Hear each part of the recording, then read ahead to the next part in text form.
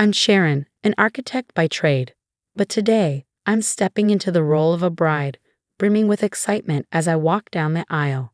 Every detail of our wedding, from the flowers to the playlist, bears the mark of my meticulous planning. I've imagined this day as a scene plucked from a romance novel, a celebration of our love.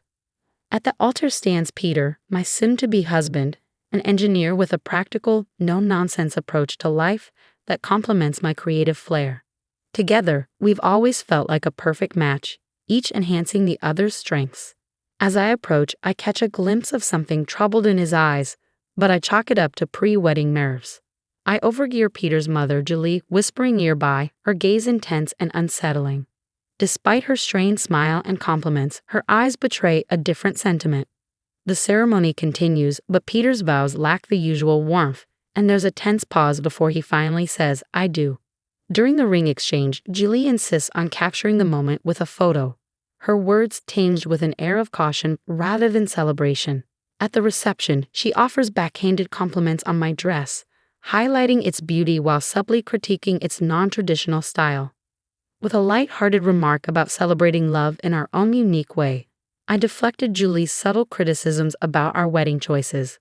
But before the conversation could escalate, Peter intervened, politely asking his mother for a moment alone with me. His interruption seemed like a defense of our decisions, yet his tone hinted at a resignation rather than genuine support. It felt oddly out of place on what should have been a day of pure joy. Scanning the crowd for reassurance, I hoped to find solace in the chaos of the wedding festivities. Yet, deep down, I sensed that something fundamental was wrong. The tension in the air was undeniable, and the red flags waved too boldly to ignore any longer. As Peter and I glided onto the dance floor for our first dance, the distance between us felt more than physical. Though our movements were synchronized emotionally, we were worlds apart. The song, meant to celebrate our unity, now felt like a cruel irony. When the music faded, Peter's attempt at reassurance only served to emphasize the growing chasm between us. "So, Mrs. Sharon, ready for forever?" he asked, the irony of his question hanging heavy in the air. I wanted to voice my doubts, to question whether our tomorrows would be overshadowed by the unease of today. But instead, I masked my concerns with a hesitant affirmation, clinging to the hope that the darkness looming over us would eventually dissipate, and that our rocky start was not indicative of what lay ahead. Unbeknownst to me, this day would merely serve as the overture to a challenging period that would test not only the resilience of our marriage but the very core of my identity. As we toasted to our union, the celebratory words felt hollow, overshadowed by an unsettling sense of loss. The journey back to my home, a charming 3-bedroom house that stood as a symbol of my hard-earned independence, marked the beginning of our shared life. This space was meant to be our sanctuary, the solid ground upon which we would build our future together. However, it quickly became the stage for a series of conflicts that felt more like invasions than the start of marital bliss. Julie, residing just a short distance away, began to visit with alarming frequency, often uninvited. Her criticisms were relentless, targeting everything from my culinary endeavors to the decor of our home. Whether lamenting the flavor of my dishes or the choice of bathroom tiles, her complaints were diverse but equally cutting. Peter's attempts to mediate were feeble at best, appearing more for show than genuine protection. Julie's intrusions became a regular ordeal, each visit an opportunity for her to assert dominance through thinly veiled insults and critiques. The pivotal moment arrived one afternoon when Julie showed up with suitcases in hand, her intentions clear and her sense of entitlement palpable. This wasn't just another visit, it was an invasion, threatening to smother the life out of our fledgling marriage. "I'll be staying here now," she declared, breezing past me to deposit her luggage in my favorite cozy corner by the window, my haven for quiet reflection and reading. "This spot will suit me just fine," Julie proclaimed, her tone leaving no room for argument. I turned to Peter, my eyes pleading for him to intervene, to uphold the sanctity of our home. This was a decision we should have made together. Sensing an opportunity, I called Peter aside, my voice trembling. "This is our home. Shouldn't we have discussed this first?" His gaze met mine, devoid of the warmth and affection that once filled it. "Mom's getting older, Sharon. It's not right for her to be alone. She needs to be with family," he explained, emphasizing the word family in a way that made me feel like an outsider. So I'm not family? Is that what you're saying? The words barely escaped my lips before tears welled up, a mix of hurt and frustration. Peter quickly responded, his patience wearing thin. You know that's not what I mean. But I owe her this. What about us? What about what we owe to each other? We're supposed to be building our life together, not living with your mom, I argued. But it was as if I were speaking to a brick wall. My concerns, my feelings seemed insignificant, and just like that, Julie's move into our home was decided, overriding my wishes. With Julie's arrival, the atmosphere in our home shifted dramatically. Every corner, once filled with our shared dreams, now bore the weight of tension and conflict.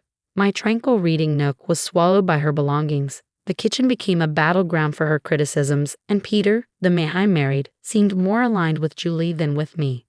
It hit me that I wasn't just fighting for my marriage or my space anymore. I was fighting for my sense of self, my dignity, and my peace. A nagging thought lingered. How had it come to this? How had my desires, my space, and my voice become secondary to Julie's preferences? The change was stark. My cherished nook became a symbol of Julie's intrusion. The kitchen, a site for her relentless scrutiny, and my husband had transformed into a stranger, siding with what felt like the opposing team. And this was only the beginning. Life, already challenging, spiraled into an unbearable nightmare as the oppressive atmosphere in our home mirrored the shrinking of my own space and voice. Adding to the mounting pressure, a discovery brought everything into sharp focus: the unmistakable presence of 2 blue lines on a pregnancy test, signaling a new life amidst the turmoil. This revelation intensified the situation, rendering the already dense atmosphere almost suffocating. Clutching the pregnancy test, my hands shook with a mix of anticipation and dread as I grappled with the realization that the stakes were now even higher. I had always imagined that discovering I was pregnant would be among the happiest moments of my life, filled with excitement and celebration. Yet, standing alone in the bathroom, tears welling in my eyes as I faced my reflection, I found this milestone felt more like a weighty burden. When I shared the news with Peter, his reaction fell disappointingly flat. Well, that's something, he muttered, swiftly steering the conversation toward a renovation idea his mother had proposed. It became evident that Julie saw my pregnancy not merely as news, but as her new project. She took it upon herself to oversee every aspect, from my diet to the birthing plan, all under the guise of being helpful. Julie's interference quickly morphed into a form of control. She scrutinized every morsel I ate, casting judgmental glances at even the simplest meals and questioning my weight management, despite my assurances that my diet was doctor-approved. Doctors these days have no clue, she scoffed dismissively, convinced that her outdated wisdom trumped modern medical advice. As the pregnancy progressed, Julie's demands became increasingly outrageous. She asserted control over my home, expecting me to maintain it to her exacting standards, regardless of my condition. Sharon, why isn't the living room clean yet? She would demand from her perch in my once tranquil reading nook, now usurped as her headquarters for endless phone scrolling and TV watching. My pleas for rest fell on deaf ears, with Julie dismissing pregnancy as no excuse for laziness. Peter's silence during these exchanges only exacerbated the tension. His lack of support became glaringly apparent, particularly during a dinner that devolved into an argument over baby names. Julie's harsh critique of my chosen name was the final straw. Enough, Julie. This is my child, and I will decide how to name them, I countered, my patience worn thin. Her response was one of indignation, as if my assertion of control over my own life was a personal affront. Peter's attempts at mediation, siding with his mother and dismissing me as emotional, widened the rift between us. I was left feeling more isolated than ever, trapped in a home that had become a battlefield where my voice seemed to matter less and less. It was no longer just about choosing a baby name. It was about reclaiming my autonomy, my dignity, and the sense of belonging that had been systematically eroded by Julie's overbearing presence. Staring at the reflection of my once gleaming wedding ring, I scarcely recognized the woman gazing back at me, a woman who was slowly losing everything she cherished, her sanctuary, her self-respect, and most agonizingly, her resolve to stand up for herself. In the midst of one of our tense confrontations, Julie, brimming with a vindictive sense of triumph, delivered a crushing blow that changed everything. She icily suggested that maybe I didn't belong in their family if I couldn't handle a simple family disagreement. Peter's response, or lack thereof, was perhaps the most agonizing part. His silence spoke volumes, conveying that my suffering wasn't just beginning. It had been my reality for far too long. Days blurred together as I navigated through a house that no longer felt like mine, holding on to the only beacon of hope left, the life growing inside me.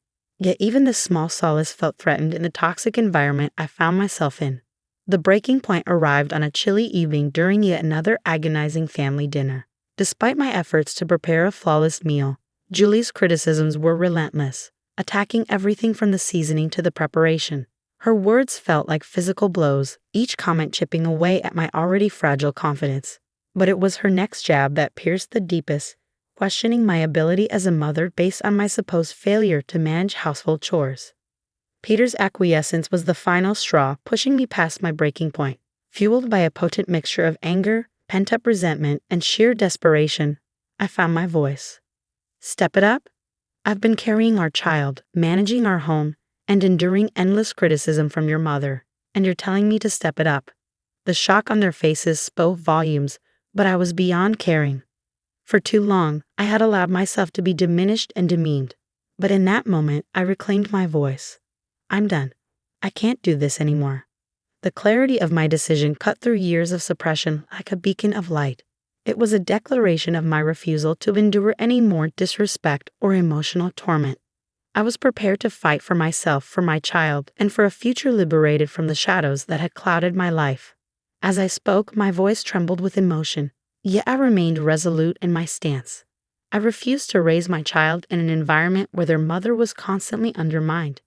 If this is your idea of family, then count me out, I declared, my words ringing with finality as I rose from the dinner table, leaving behind their stunned silence. Gathering only the essentials, I made my way to the door, my hands shaking as I reached for the handle, eager to escape the oppressive atmosphere. Julie, ever the provocateur, seized the moment to deliver her most cutting remark yet. And where do you think you're going? This is Peter's house, not yours. Pausing, I turned to face her, my resolve steeling. Actually, Julie, this house is mine.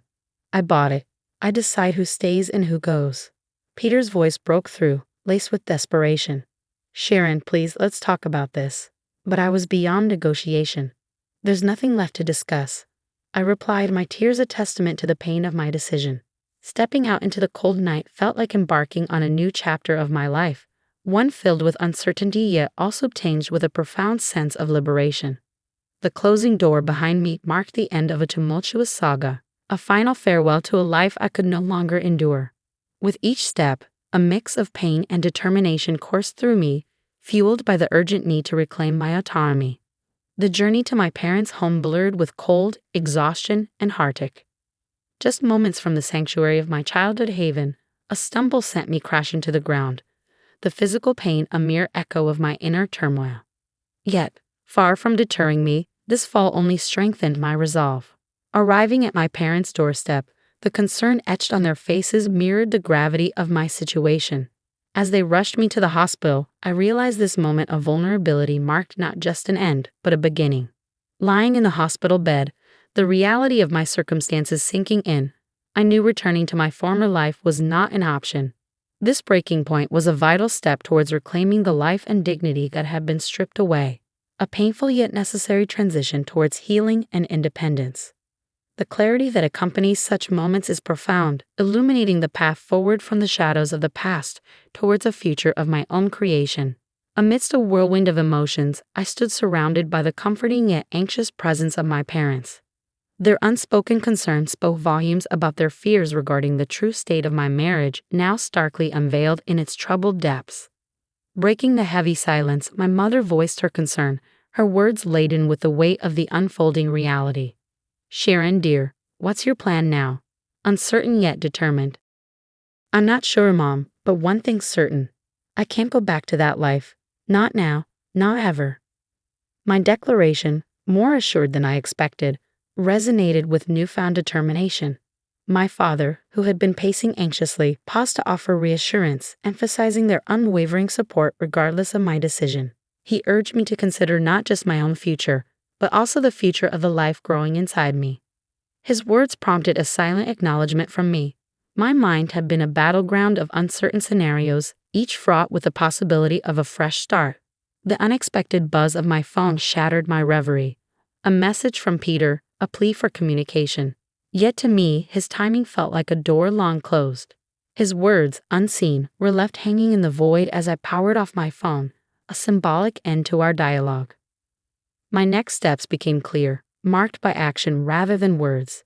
Consulting a family lawyer became my first decisive act towards untangling the turmoil of my marriage. With the unwavering support of my parents, we navigated the cold legal breakdown of our union, discussing divorce, custody arrangements, and financial support. Despite the sterile nature of these discussions, they empowered me, marking the initial steps towards seizing control of my destiny and securing the well-being of my unborn child. Within a week, Peter and Julie received the formal notices, divorce papers for Peter and an eviction notice for Julie from the home that was legally mine. Alongside these were demands for substantial child support and compensation for the emotional turmoil I had endured. Though drastic, these actions were imperative, severing the ties that had long bound me to a life of despair. When I eventually re-engaged with my phone, it was inundated with Peter's attempts to reconnect. His messages carried a blend of regret and a plea for reconciliation. Yet the wounds inflicted by nights of humiliation, years of neglect, and Julie's calculated malice, all silently condoned by Peter, ran too deep. The fleeting temptation to entertain his overtures was swiftly overshadowed by the memory of enduring pain. This moment wasn't merely about closing a chapter, it was about reclaiming my narrative, where the shadows of the past no longer dictated the brightness of my future. The love I once harbored for him had been utterly eclipsed by the sorrow of our shattered marriage. Taking decisive action, I purged his messages, erased his contact details, and blocked him across all social platforms. To me, Peter had become a relic of my history, a distressing chapter I was more than ready to close. Despite the knowledge that the road ahead would be rife with challenges, divorce, especially with a child on the way, is a complex journey. I was finally charting my own course, stepping out from the suffocating shadow that had enveloped me toward a future brimming with hope. On the day of the court proceedings, the atmosphere in the room bore the distinct sterile chill characteristic of spaces where destinies are determined. Seated beside me, my lawyer exuded confidence, while my parents offered silent yet unwavering support from behind. Across the aisle, Peter seemed adrift, the reality of the situation dawning upon him, while Julie's countenance oscillated between shock and defiance. As the session commenced, the judge entered, prompting everyone to rise. What followed was a whirlwind of legal proceedings, with accusations and evidence laid bare. It seemed as though Julie and Peter were seeing their actions for the first time, not just through the lens of the law, but through my perspective as well. When Julie was called to speak, her usual confidence waned. She attempted to justify her actions as concern for her son's well-being, but her explanation fell flat, especially under the judge's skeptical gaze. Judge Nina R. Morrison's verdict was unequivocal and resolute. I was granted a full divorce and sole custody of our unborn child. Peter was ordered to provide child support, while Julie, faced with a substantial fine for emotional abuse and harassment, appeared visibly shaken. As the judge's gavel fell, a wave of liberation washed over me, tinged with a hint of melancholy. My marriage hadn't concluded with dramatic confrontations, but rather with the quiet shuffling of papers and the unwavering voice of justice. This chapter of my life was sealed shut, paving the way for a fresh start unburdened by the chains of the past. The price of my newfound freedom was one I never could have foreseen on the day I exchanged vows. Exiting the courtroom, Peter approached with a bewildered expression, expressing his remorse and disbelief at the unraveling of our lives. Yet, as I looked into his eyes, I no longer saw my future, but rather a profound void where love once dwelled. I never envisioned this as our ending, Peter, but apologies can't undo what's been done, I asserted firmly, turning away to bid farewell to the past. Julie sought my gaze, perhaps in search of forgiveness or acknowledgement, yet I couldn't afford her that closure. She had taken too much from me, and I refused to grant her the satisfaction of witnessing the depth of her impact on my spirit. Stepping into the embrace of the outside world, it felt as though life welcomed me with open arms, the sun shining brighter and colors more vibrant. It was as if I viewed the world through a new lens, unclouded by the shadows of turmoil. My mother's embrace and words of pride brought tears to my eyes. "You're truly free now, Sharon," she said, her emotion palpable. "I couldn't have faced this without you and Dad." I responded, feeling an overwhelming gratitude for their unwavering support. That evening, in the tranquility of my home, now solely mine, I discovered a profound peace, alone yet far from lonely. For the first time in what felt like an eternity, I was free to live by my own standards. The road ahead as a single mother appeared daunting. Yet as I sensed my unborn child's gentle movements, a wave of confidence enveloped me. We would navigate this journey together, I was certain of it. The trials I had weathered brought me to this juncture of self-discovery. Though they left scars, they told a story of resilience, not surrender. Gazing toward the horizon, I was not merely propelled by circumstance but propelled by choice. This realization filled me with a profound sense of empowerment, poised to embrace what lay ahead, not out of obligation but from a place of deliberate determination. I recognized that this was the dawn of a significant new chapter.